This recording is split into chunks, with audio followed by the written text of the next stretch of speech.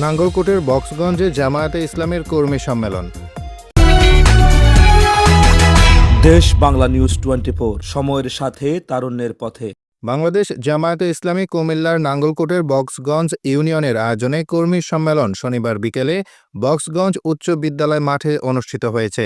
Boxganj union Jamaat সভাপতি master Sayedul হকের সভাপতিত্বে কর্মী সম্মেলনে প্রধান অতিথির বক্তব্য রাখেন ছাত্র শিবির সাবেক কেন্দ্রীয় সভাপতি, জামায়াতে ইসলামী কেন্দ্রীয় মজলিসে শুরা সদস্য ও কুমিল্লা 10 আসনে সংসদ সদস্য পদপ্রার্থী মাওলানা ইয়াসিন আরাফাত। অনুষ্ঠানের শুরুতে অতিথিবৃন্দকে ফুলেল শুভেচ্ছা জানান বক্সগঞ্জ ইউনিয়ন নেতৃবৃন্দ।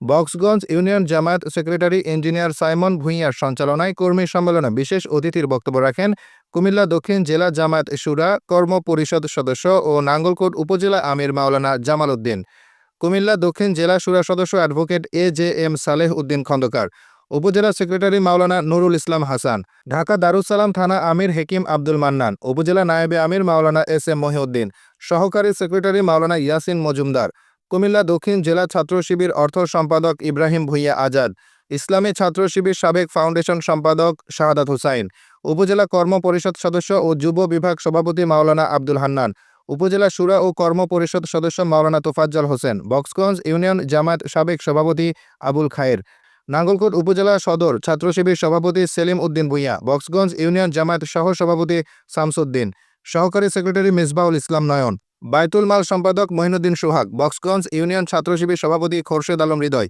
জুলাই বিপ্লবে আহত যোদ্ধা মোশাররফ হোসেন, জামায়াত নেতা ইতালি প্রবাসী নেসার উদ্দিন, বক্সগঞ্জ ইউনিয়ন জামায়াত সাবেক সেক্রেটারি মোশাররফ হোসেন খোকন, নাঙ্গলকোট উপজেলা ইসলামী আন্দোলন বাংলাদেশ সাবেক সভাপতি মাওলানা আব্দুল কাইয়ুম, জামায়াতে ইসলামী বক্সগঞ্জ ইউনিয়ন সমাজসেবা বিভাগ সভাপতি করিমুল্লাহ ভেন্ডার, আদর্শ শিক্ষক ফেডারেশন সভাপতি মাস্টার গিয়াস উদ্দিন, যুব বিভাগ সভাপতি নাসির উদ্দিন লিটন, শ্রমিক কল্যাণ ফেডারেশন সভাপতি আবু সুফিয়ান কিরণ, বক্সগঞ্জ ইউনিয়ন 3 নম্বর ওয়ার্ড সভাপতি গাজীউল হক, বক্সগঞ্জ ওলামা মাশায়েখ বিভাগ সভাপতি কাজী শাহিদ মোহাম্মদ শাকির, জামায়াত নেতা মাওলানা সানাউল্লাহ, 4 নম্বর ওয়ার্ড সভাপতি ডাক্তার কামাল উদ্দিন, জামায়াত নেতা বর্তমান member Afzal Hussain, Jalal Uddin member Yasin Hossain, Harunur Rashid member, Shah Alam, 2 number ward সভাপতি হাফেজ আব্দুর রহমান শাকিল, 9 নম্বর ওয়ার্ড সভাপতি আবুল কালাম, 1 নম্বর ওয়ার্ড সভাপতি আবুল কালাম, 6 নম্বর ওয়ার্ড সভাপতি আব্দুল কুদ্দুস মোল্লা, 5 নম্বর ওয়ার্ড সভাপতি হাফেজ আব্দুল্লাহ মহসিন, 7 নম্বর ওয়ার্ড সভাপতি জামাল উদ্দিন, 8 নম্বর ওয়ার্ড সভাপতি মাওলানা শেখ ফরিদ সহ আরো অনেকে।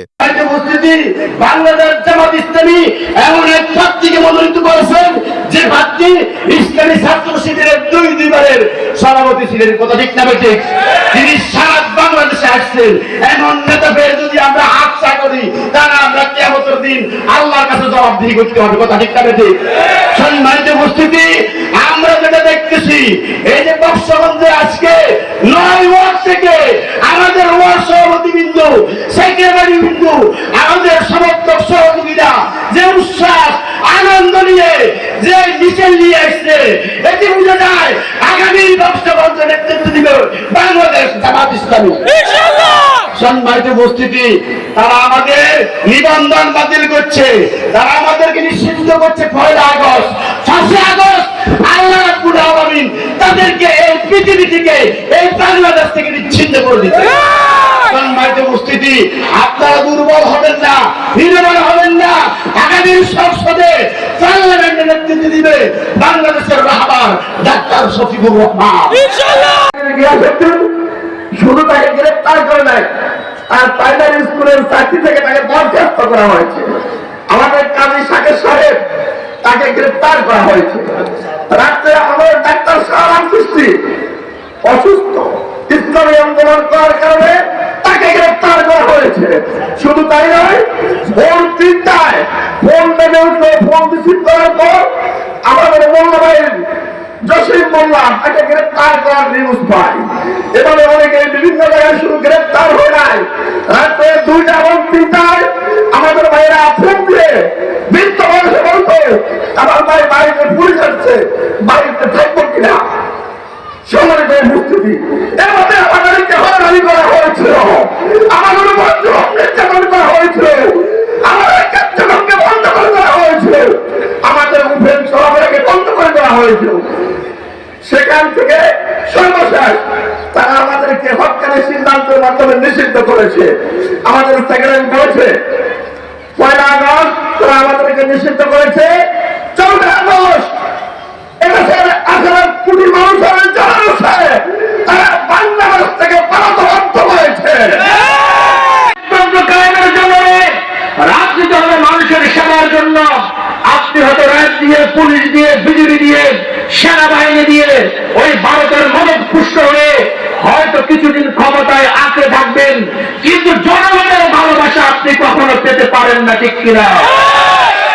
যদি জনগণের ভালোবাসা থাকতো, জনগণের অধিকার আদায় যদি আপনি ভূমিকা পালন করতেন, যদি নিজের জন্য রাজনীতি না করে জনগণের জন্য রাজনীতি করতেন, তাহলে দুই পক্ষের আন্দোলনের মুখে আপনার হয়তো পতন হতো, কিন্তু দেশ থেকে আপনাকে পালিয়ে যাওয়া লাগতো না, ঠিক কিনা? এই জন্য এদেশের যত রাজনৈতিক দল আছে, আগামী দিনে যারা রাজনীতি করবেন প্রত্যেককে শিক্ষা গ্রহণ করতে হবে। জনগণকে ভালোবাসার যে রাজনীতি, এই রাজনীতির পরিবর্তে নিজের আখের গোছানোর রাজনীতি করলে আবার জনগণ কর্তৃক প্রত্যাখ্যাত হতে হবে, ঠিক কিনা? আজকের এই নতুন বাংলাদেশে বাংলাদেশ জামাত ইসলামী একটি ইনসাফ এবং ন্যায় ভিত্তিক শাসন কার্য পরিচালনা করতে চায়। আজকের এই নতুন বাংলাদেশে বাংলাদেশ জামাত ইসলামী আদর্শিক রাজনীতির সূচনা করতে চায়। আমাদের যে রাজনীতি প্রতিপক্ষকে দমন করার রাজনীতি, আমাদের যে রাজনীতি গ্রুপিং, চাঁদাবাজি, টেন্ডারবাজি, দখলবাজির রাজনীতি, আমাদের যে রাজনীতি সন্ত্রাস মাদকের রাজনীতি, আমাদের যে রাজনীতি খুনাখুনির রাজনীতি, আমাদের যে রাজনীতি প্রতিপক্ষ মানে হলে তাকে দমন করতে হবে, উৎখাত করতে হবে, সেই জায়গা থেকে আদর্শিক ধারা সূচিত করে দুর্বৃত্তাদের রাজনীতিকে কবর রচনা করে দেশের মানুষের কল্যাণে, দেশের উন্নয়নের রাজনীতির সূচনা জামাত ইসলামী করতে চায়, ঠিক কিনা? দেশ বাংলা নিউজ 24, সময়ের সাথে তারুণ্যের পথে।